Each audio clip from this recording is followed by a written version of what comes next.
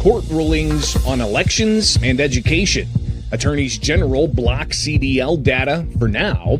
The ongoing investigations into coordinated lawsuits, government grocery stores, and much more. Welcome to The States, powered by the Center Square. It's Tuesday, August 25th, 2026. I'm your host, Greg Bishop. The U.S. Supreme Court temporarily allowed the Trump administration to maintain an order placing restrictions on mail-in voting. The Center Square reporter Andrew Rice tells us the administration's order, issued back in March, it would direct the U.S. Department of Homeland Security to curate lists with the names of all citizens at least 18 years old in each state who are eligible to vote. Now, the order, it would require the U.S. Postal Service to check the list before sending out mail-in ballots. Justices wrote that the internal directive does not regulate the state's voter registration processes.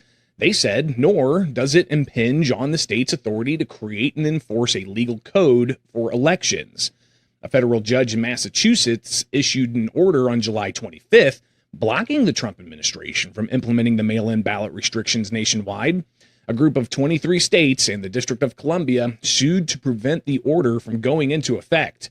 The judge in the case allowed all 23 states to be exempt from the order, and the Solicitor General argued that the lists have yet to be implemented in any state, and the order should not be valid since there was no harm incurred by the involved parties.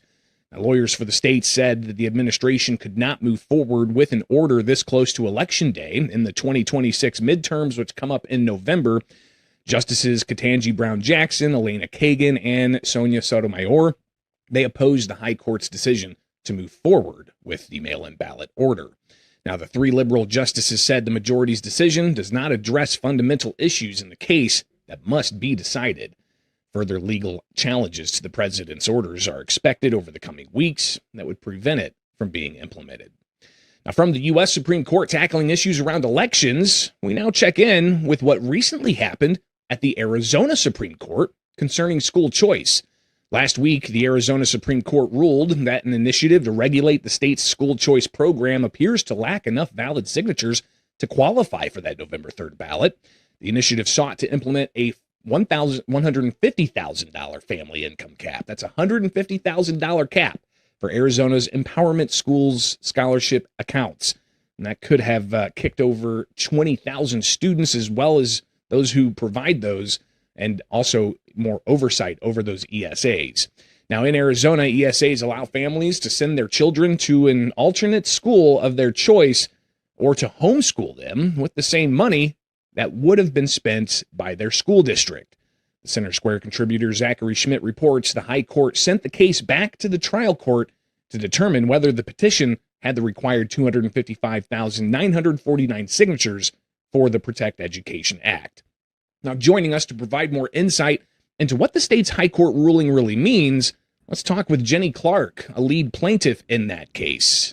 Now, Jenny, what does this outcome mean for you and other parents? Well, we are so delighted about this entire outcome. Huge thanks to the Goldwater Institute for leading the way to protect school choice here in Arizona. We had the National Education Association come into Arizona in January, dump $7 million into our local Arizona Education Association, and attempt to buy their way onto Arizona's ballot this November by stopping our school choice program here, our ESA program. So they went out, they spent a bunch of money, they hired 1,600 signature gatherers, and they turned in those signatures, and ultimately they did not have enough qualified signatures to get to the ballot. We had them gathering signatures, people who were convicted felons, people that had signed multiple times. So the National Education Association's attempt to roll back school choice in Arizona through this ballot initiative failed. So what exactly would this initiative have done, other than the caps and more oversight? Do you feel that it would have been used to go after, the schools that are providing these services to parents who are seeking them out?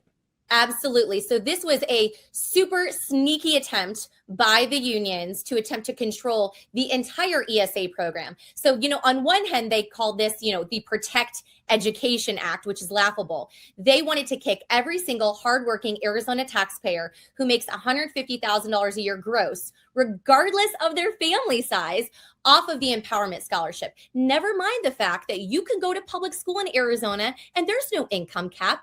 Every family is eligible for public school. It's the same with our empowerment scholarship. All families in Arizona are eligible. So they wanted to roll that back, and they wanted to basically be able to make legal challenges to families utilizing this scholarship. They wanted the independent ability to be able to challenge families on various issues of how they use their scholarship, all sorts of other regulatory barriers that ultimately would have just scared families from using the program. And this was just their first attempt. They say they start small. They would have come after charter schools next, private schools next. So we are so glad that Arizona voters declined to sign, and this will not be on the November ballot. Now, how substantial is this when it concerns the funds that are used for education, right? I mean, a lot of the teachers' unions pushing back against these, seeming to say that it's giving an unfair advantage by taking money away from public schools and allowing for these dollars to be used elsewhere. How important is it that that money does follow the kids? Well, in Arizona, the money, interestingly, has always followed the child, because if your child switches between school districts, right, or if you move out of state, the school doesn't keep the money for a student they're not educating. No, the money's always followed them. With Arizona's Empowerment Scholarship, or ESA program, it actually saves taxpayers significantly. That's because Arizona's per student spending right now is just about $16,000 a year per kid. Our Empowerment Scholarship is only $7,500 a year per kid. So you can see there's a significant taxpayer savings every time a family chooses an ESA. Listen, we've got 103,000 and counting kids benefiting from an ESA in Arizona. We would be the largest school district in the state. So you can just see that parents just want more choices. We're all trying to do what's best for our kids. Sometimes that's a district school, a charter school, homeschool. In other situations, it's an ESA. So we can use those funds for private school or other approved educational expenses. Now, Jenny, even though the legal case isn't over, you've got a spokesperson for the Protect Education Act saying in a statement that the ballot initiative would not qualify for the November ballot, recognizing that, acknowledging that. But they went on to say that, quote, this does not reflect what Arizona voters want. If it does not reflect, she said, the overwhelming support of educators, parents, and public school advocates across the state who volunteered their time and demanded a voice in reforming a program that they said abused taxpayer money and pulled funding from their neighborhood public schools. What's your reaction to that? Well, the Arizona Education Association and their counterpart, Save Our Schools Arizona, they just love a spin. It's unfortunate, but sometimes you lose. And in their case, they've now lost twice. They attempted to roll back the ESA program in 2022. They failed to get enough signatures in 2022. They have also failed this year to get enough signatures, and the Protect Education Act is not going on the ballot. I would argue that the voters have spoken. They spoke by refusing to sign the so-called Protect Education Act and saying that they prefer to protect school choice in Arizona. So we have now won. This will not be on the ballot in November, and we stand ready to go on the offense and continue to grow and expand school choice in Arizona. Now, on social media, the Arizona Senate Democrats, they released a statement calling the ruling a, quote, major blow to public education in Arizona. Their statement went on to say, quote, the courts may have kept this measure off the ballot, but they cannot stop the fight for accountability. Jenny, where does this go from here? Well, I'm a former member of the Arizona State Board of Education, and I think it's laughable when legislators and other elected officials talk about accountability. Families whose kids aren't reading proficiently in the public school often have very little accountability when it comes to getting money for private tutoring or other things if they feel the public school system may have failed them. The ESA program puts money back in the hands of parents. We are going to continue to defend and protect school choice in Arizona. We are a model for the rest of the country. Now 17 states have ESA programs, and we will continue to do the good work of putting parents first. Well, Jenny Clark, lead plaintiff in that case that ultimately got the Arizona Supreme Court to keep a measure off the November ballot about school choice. Greatly appreciate you taking the time here, and we'll keep up on what's happening with that ongoing case. We'll be right back with more here from the states.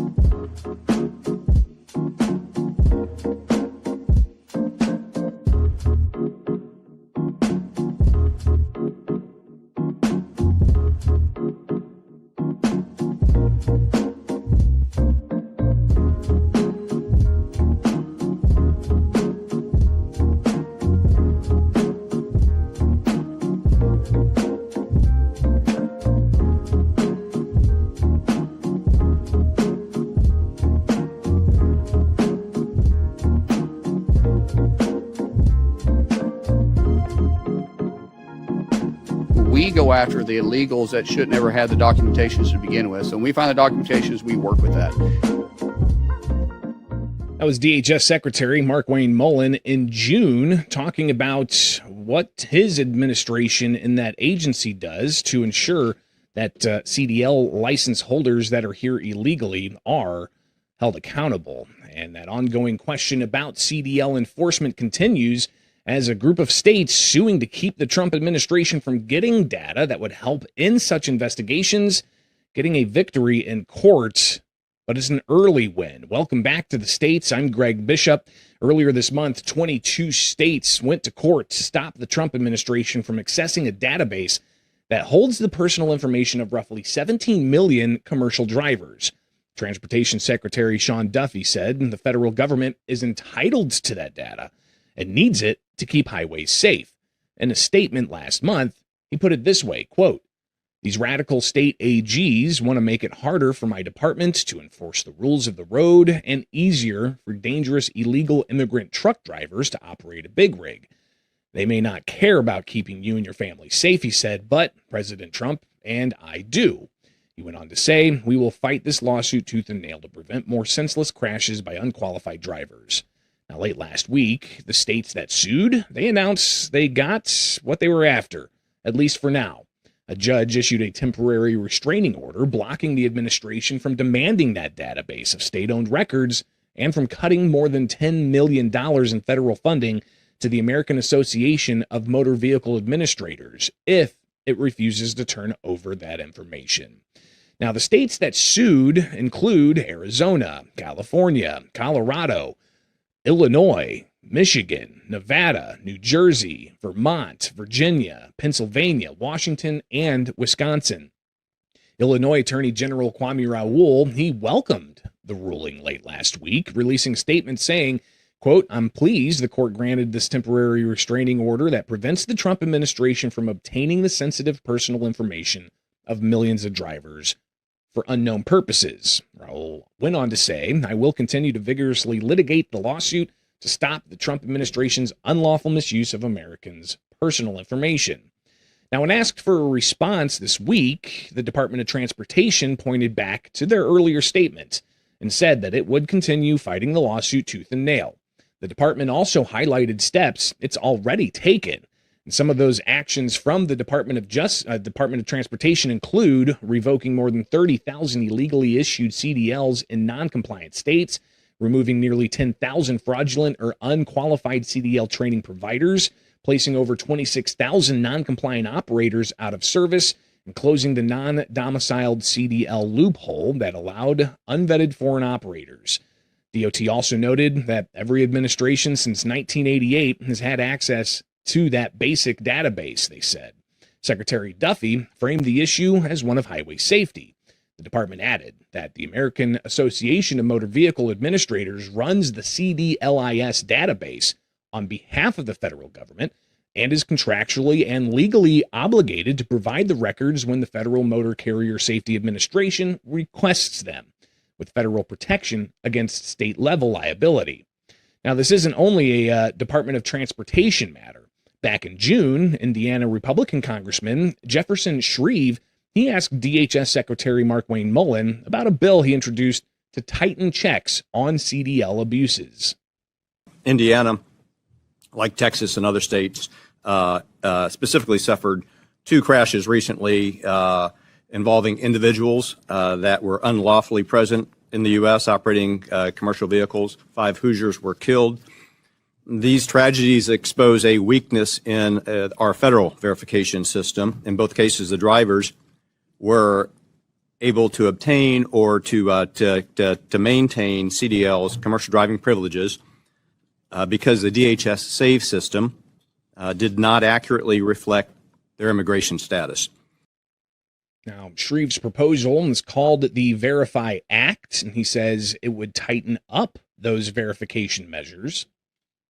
It modernizes SAVE to make sure states have accurate, timely immigration information before issuing or renewing licenses to people that can plow an 80,000-pound rig up and down our highways. Hoosier families, like families across our country, deserve confidence that this federal system is working, that the information is timely, and that ineligible drivers are not allowed to get behind the wheel of these big rigs. Now, Mullen said DHS does work with DOT when non-citizens are found operating on the interstates. We can investigate them if they're being done illegally. The standards that is set for federal, not state CDLs, but federal. So if you're crossing state lines, or interstate versus intrastate. When that happens, we are constantly in communication with other agencies as well. So some of this stuff, especially if it's negligent, we can work closely with the FBI if we feel like it's organized crime, to which the sheriff referred to a while ago. When we're talking about unlawful CDLs that are issued for international or for intrastate, not just interstate, then we also work closely with the Department of Transportation. We go after the illegals that should never have the documentations to begin with. So when we find the documentations, we work with that. Now, looking back at the lawsuit concerning CDL data, the attorneys general argue that when states approve a CDL, they already verify the driver's identity, medical fitness, immigration status, and driving history across any states where that person may have been licensed. Once the license is issued, the states maintain a record in the CDLIS system that includes name, date of birth, social security number, driver's license number, and the issuing state. Now, the coalition of states say that it will now seek a preliminary injunction to keep that data from being turned over to the Trump administration for the rest of the case.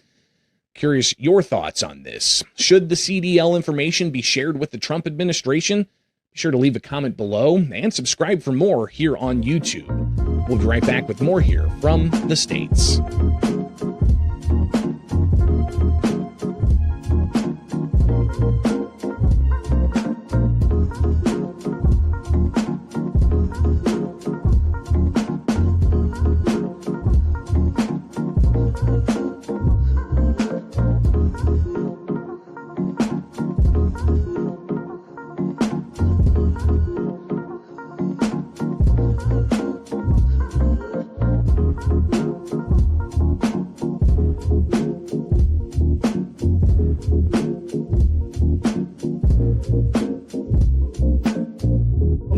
A group of about 15 minority groups that represent bodega owners are filing suit to stop your city-run groceries. They say that your city-run groceries, and I quote, are a direct assault on minority businesses by a mayor who claims to be a champion of the disenfranchised, poor, and working-class New Yorkers. I'm confident both in the legality of this, that it will stand up in court, and in the importance of delivering it.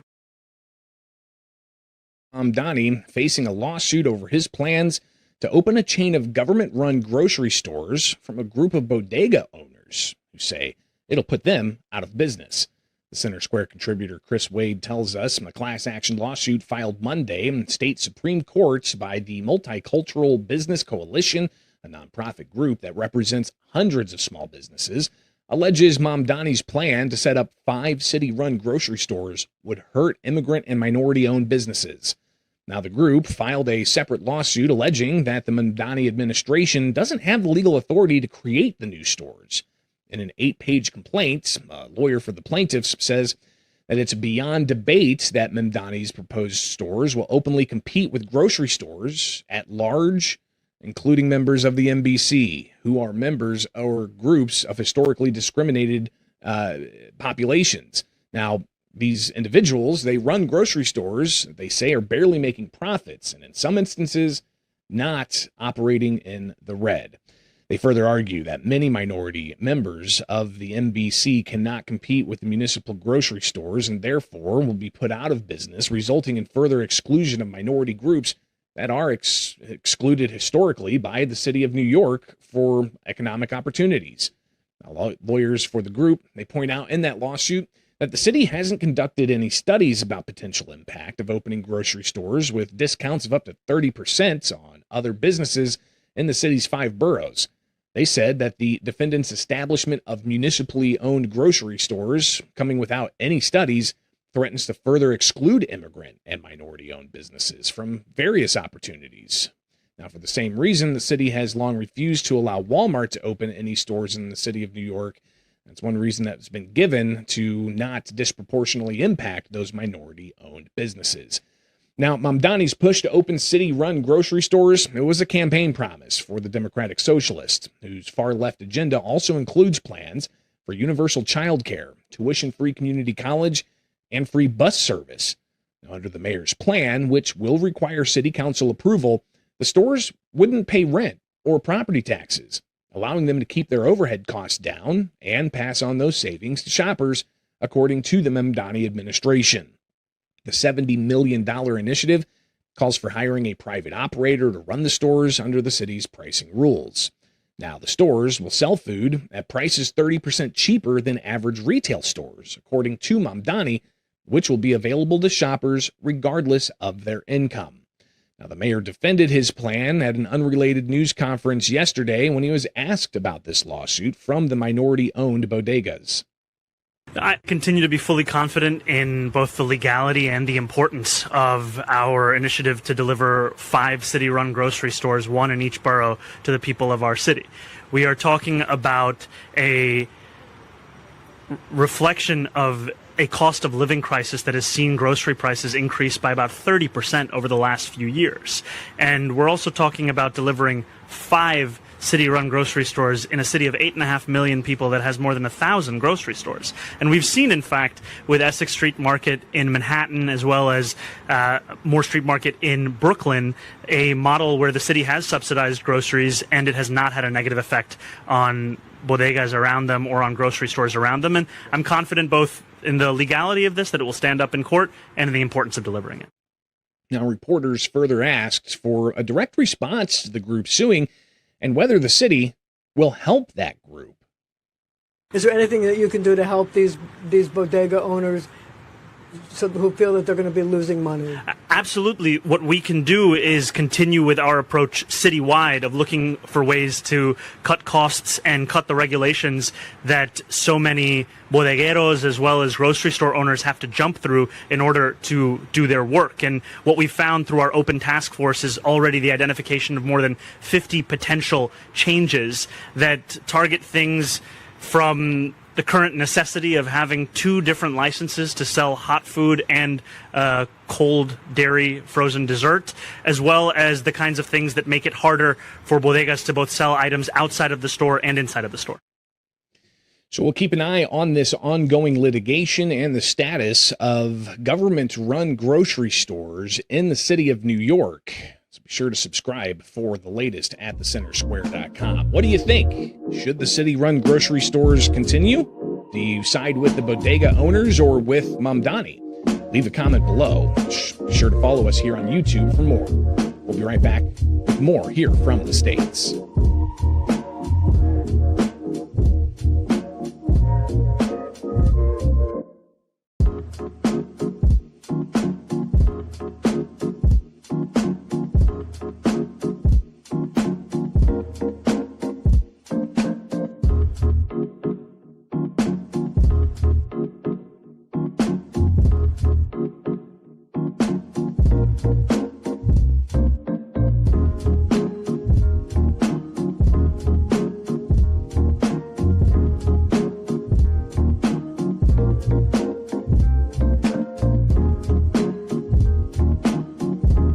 Welcome back to the States. It's now time for America's Talking, with headlines from across the country that you can find in the description below or in your inbox with the Center Square newsletter, free at thecentersquare.com.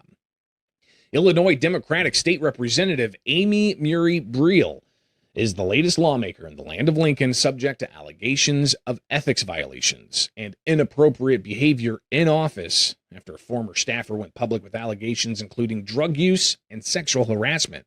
The Center Square, Illinois reporter Sean Reed tells us Laura Jackson, Briel's former chief of staff and campaign staffer, went public late last week through the campaign of Liz Bishop, the GOP nominee for the 76th Illinois State House District. Those allegations, the lawmaker acted inappropriately in office. Bishop's campaign released a 44-minute-long video where Jackson, a self-described progressive, said Briel made sexual comments to her and other staff, used and shared drugs such as Adderall and marijuana in her taxpayer-funded office, and more. Now, in the interview, Jackson alleged Briel sexually harassed her multiple times. And while neither Briel's campaign nor her public office responded to a request for comment, Briel said in a statement to other media outlets that the allegations were found to be false, calling on the Legislative Ethics Commission to release the Legislative Ethics Report, dismissing Jackson's complaint. The last pending state court's challenge to Virginia's new assault weapons restrictions has been put on hold as court's guidance wait from the U.S. Supreme Court. And that, of course, is an ongoing case. A Lancaster County judge granted a stay in the case Crump v. Katz in Virginia, a challenge to that state's restrictions on certain semi-automatic firearms and certain capacity magazines. The Center Square reporter, Charlene Guerrera, reports the decision means the Lancaster County case now joins 3 other state court challenges and a federal case that have been paused while the U.S. Supreme Court considers challenges to similar firearms restrictions. Attorney General Jay Jones said the decision puts Virginia's cases on a consistent legal path. The stay does not determine whether Virginia's law is constitutional and does not lift the statewide injunction currently blocking enforcement of the challenged restrictions. In a separate Washington County case, the circuit judge there expanded a preliminary injunction statewide before staying that litigation while the Supreme Court considers challenges to similar restrictions. A separate federal lawsuit has also been stayed. The Supreme Court agreed June 30th to hear Viramontes versus Cook County and Grant versus Higgins. The ruling could shape how lower courts evaluate Virginia's law and similar firearms restrictions in Virginia and across the country. A Michigan ballot proposal that would require voters to be U.S. citizens was not certified for the November ballot Monday after the Michigan Board of State Canvassers deadlocked 2-2 on whether to approve it. The Center Square reporter Elise Apel tells us the board's deadlocked case came minutes before the 5 p.m. deadline and means the proposal will not appear on the ballot unless organizers successfully appeal the decision in court. The ballot initiative would add language to Michigan's constitution stating that only U.S. citizens can vote and would require a regular review of the voter rolls and voter identification for voters. The Michigan Fair Elections Institute supported that initiative, expressing disappointment with the board's decision. The Americans for Citizens Voting Michigan ballot initiative has until September 2nd to file an appeal, which will go right to the Michigan Supreme Court. And a Delaware registered corporation has applied for a federal permit to study the development of underwater AI data center campus in Alaska's Cook Inlet, triggering pushback from blindsided state officials. The Center Square energy industry reporter Alton Wallace reports Deep Green Cook Inlet SPV LLC filed an application with the Federal Energy Regulatory Commission for a preliminary permit to study a data center campus located 45 feet to 166 feet below the surface that could naturally be cooled by ocean water and powered by 350 turbines driven by the tides. Now, in the application with federal regulators, Deep Green stated the project is designed to tie in with Alaska Energy Authority's ongoing $400 million Cook Inlet PowerLink project. It's a 38-mile submarine transmission line planned between 2 areas. If built, the company claims the subsea campus would serve as a primary renewable energy source and stabilizing force on the region's electrical grid. A separate subsidiary, Deep Green Western Passage SPV, is studying the development of a similar subsea data center in Maine's Bay of Fundy, where local residents recently led the Eastport City Council to enact a unanimous 6-month moratorium on construction. Now, China is the only country known to operate AI data centers offshore. Microsoft launched Project Natick off the coast of Scotland in 2018 to test the performance and reliability of underwater server farms, which the company hailed as a success. And these are just some of the stories that you can find at thecentersquare.com. Get these and other headlines in your inbox at thecentersquare.com. We'll be right back here with more from the States.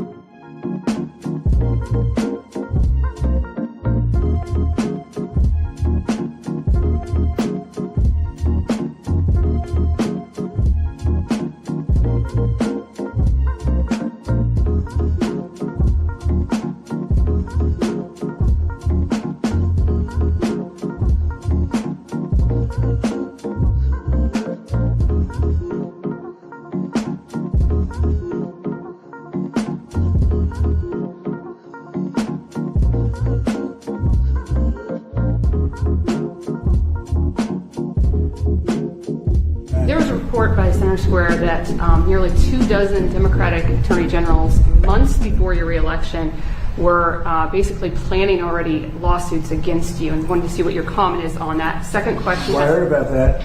I'm not surprised because they've weaponized this country like never before. That was President Donald Trump earlier this month reacting to a question about a Center Square exclusive concerning attorneys general working together to plan to sue the president months before he was reelected to office. Welcome back to the States. I'm Greg Bishop. With more on this story, let's bring in the Center Square investigative reporter, Adam Herbets. Adam, before we talk about what nearly half of the country's AGs are revealing, or rather not revealing, let's kind of recap the overarching issue here that the investigative team found. And that was obtaining documents showing 22 AGs working to sue Trump.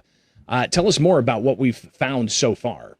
Yeah, so it was a confidential document, big, bold, all capital letters right at the top of the document with the word confidential, outlining this team called the Project for Federal Accountability.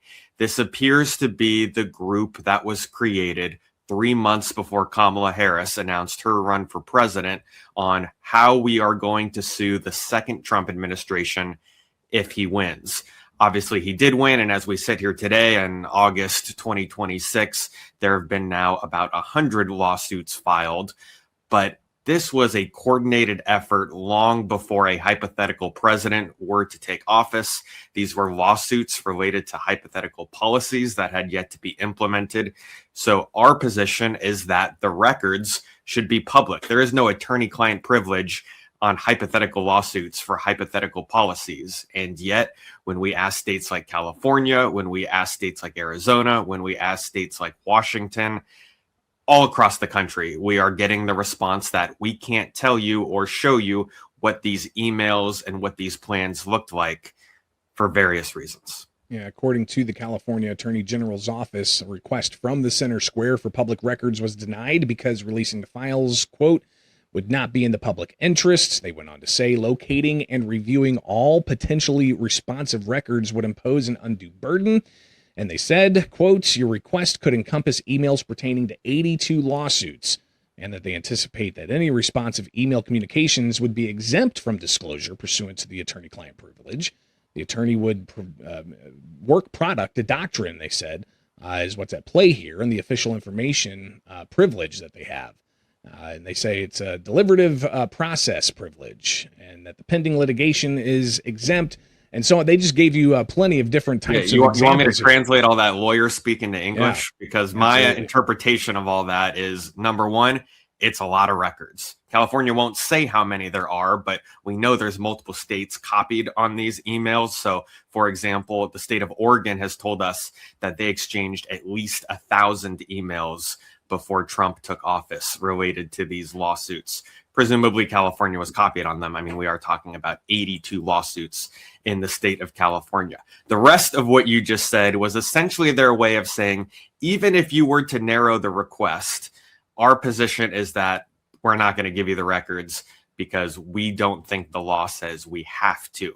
Obviously, we disagree, but we can't even get to that point because they're throwing out this language that the records are not in the public interest. My response to that was, how does the California government decide what is or is not in the public interest? I think we have a pretty good idea of journalists of what the public's interested in.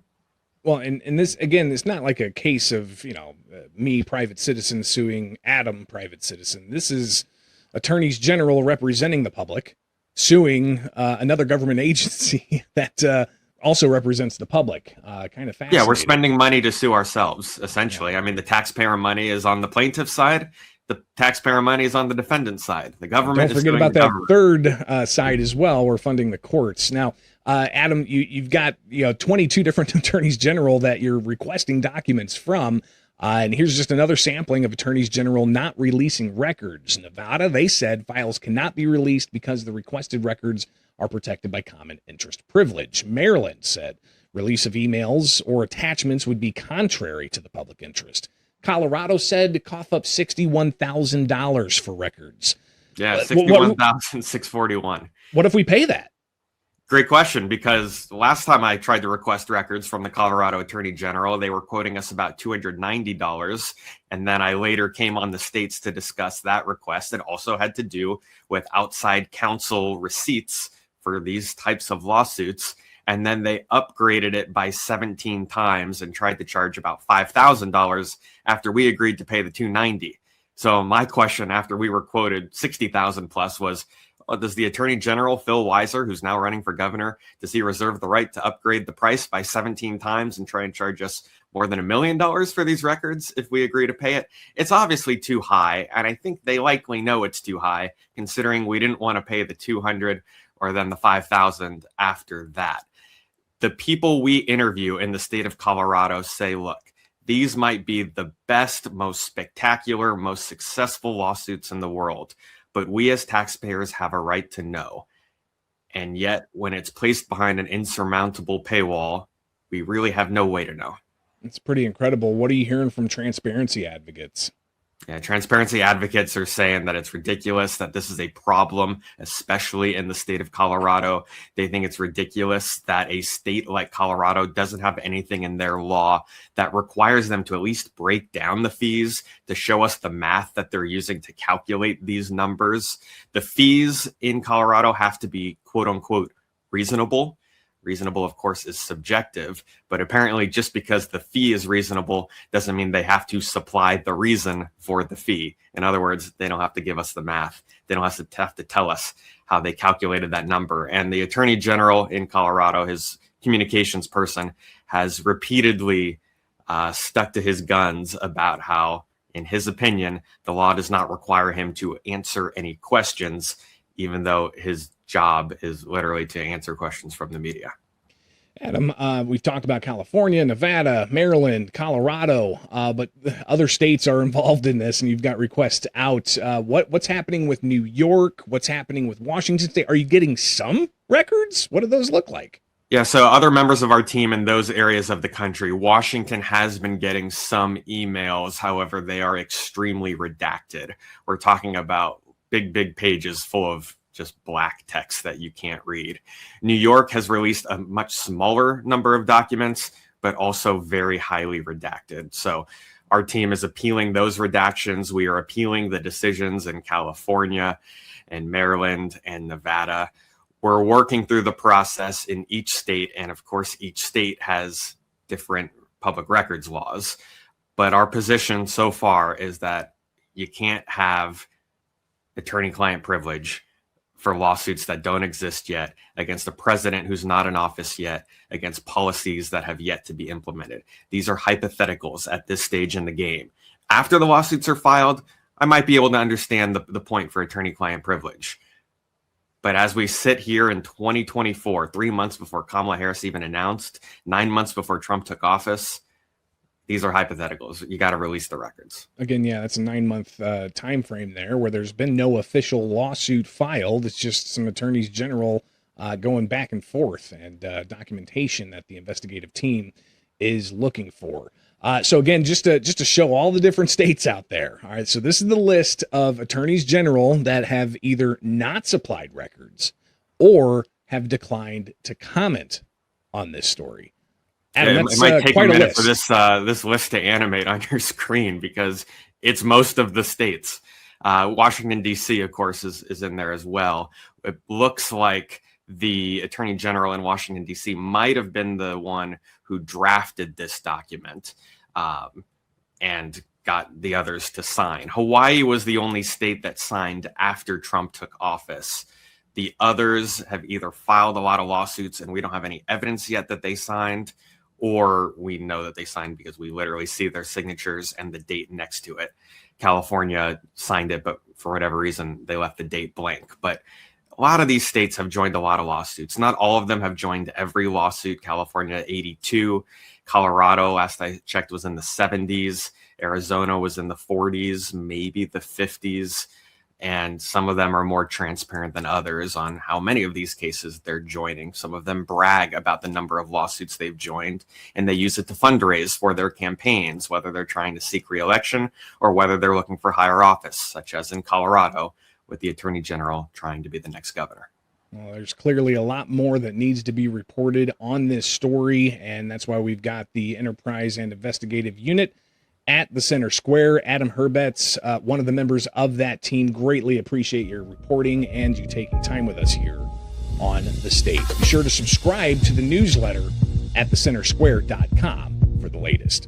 From my studios in Central Illinois, I'm Greg Bishop. Join us back here Wednesday for more stories impacting you, the taxpayer, from across the country, only with The States, powered by the Center Square.